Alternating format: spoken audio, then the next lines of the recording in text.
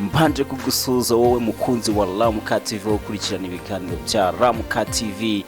Ndanagushimira cyane wamaje kwiyandikisha nk'umunyamuryango kugira ngo ujye ibikorwa byacu ndetse n'inkuru zigiye zitandukanye tubagezaho. Uyu munsi rero inkuru tugiye kuganiraho niyo mu gihugu cyacu cyo baturanyi cya Uganda, aho gucana inyuma cyangwa kuryamana n'umugore wubatse ntibikiri icyaha muri Uganda.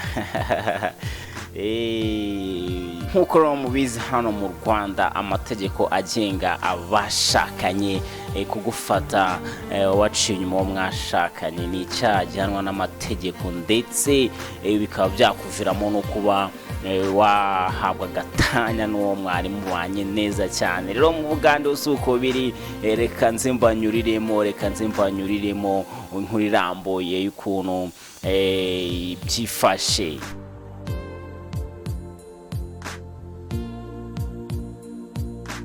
Umuvugizi wa polisi ya Uganda CP Fred Inanga yatangaje ko muri icyo gihugu gucana inyuma hagati y'abashakanye cyangwa kuba umuntu runaka yaryamana n'umugore wubatse ufite umugabo we bizwi bitari icyaha.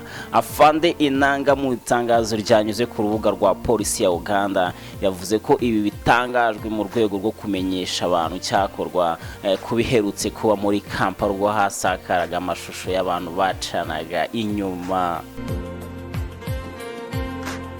Polisi yavuze ko ahubwo ushyira amashusho cyangwa amafoto y'abari mu bikorwa byo gucana inyuma no kuryamana n'abagore b'abandi ku karubanda akwiriye kuregwa akagezwa mu nkiko.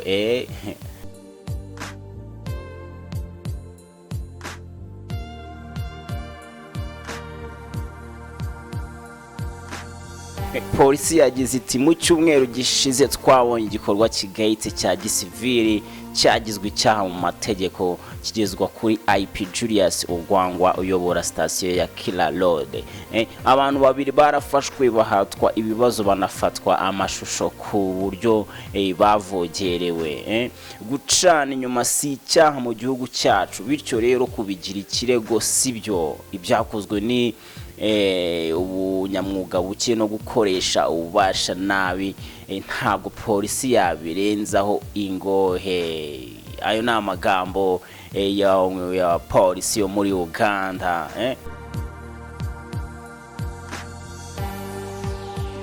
Yakomeje agira ati turasaba abantu kubaha abo bashakanye niyo baba babanye nabi, ibyo gusebanya biveho hakoreshwa amategeko nko kwaka gatanya. IP Ogwangwa yatawe muri yombi bishobora no kumwirukanisha muri polisi. CP Inanga Fred yaboneyeho kuyobotsa abanya-Uganda ko abapolisi batarangwa n'imyitwarire nk'iya IP Ogwangwa Julius. Kuri ubu haribazwa niba iri tangazo rya polisi ritangiye kuzambya ngo hakiyongeraho gucana inyuma ubuhehesi ndetse no kwiyandarika cyane ko kubisakaza bitemewe. Rero bibaye nyuma y'uko umunyamakuru wa TV uzwi cyane mu gihugu cya Uganda yataye kuzo ubwo bamugwagwa gituma ryamanye n'umugore wubatse ahita ashyirwa hanze. Umunyamakuru wa TV wamenyekanye nka MC Kasmil akora kuri NBC TV, imwe muri televiziyo zikomeye muri Uganda. Umugabo nyir'urugo yasubiye mu rugo atunguranye maze afata umunyamakuru wa televiziyo ukiri muto mu gikorwa hamwe n'umugore we. Kugira ngo yirinde gufata amategeko mu maboko ye, yafunze inzu maze ahamagara abapolisi bahageze igihe maze bahagera ku gihe maze bambika amapingu umunyamakuru wa televiziyo. Abapolisi bamaze kubaza neza amakuru ko byagenze, uyu mugore yavuze ko yabikoze kubera ko umugabo we atamushimisha. Ibi rero bitakomeje kumvikanwaho rumwe na bamwe mu bantu batuye mu gihugu cya Uganda, bavuga ko ari agahomamunwa itegeko nk'iryo ngiryo ko rizabatera ubuhehesi bwinshi ndetse n'ibindi bitandukanye. Ese wowe urabyumva gute? Iryo tegeko uraryumva gute? Twandikire muri comment utubwire nawe uko byifashe.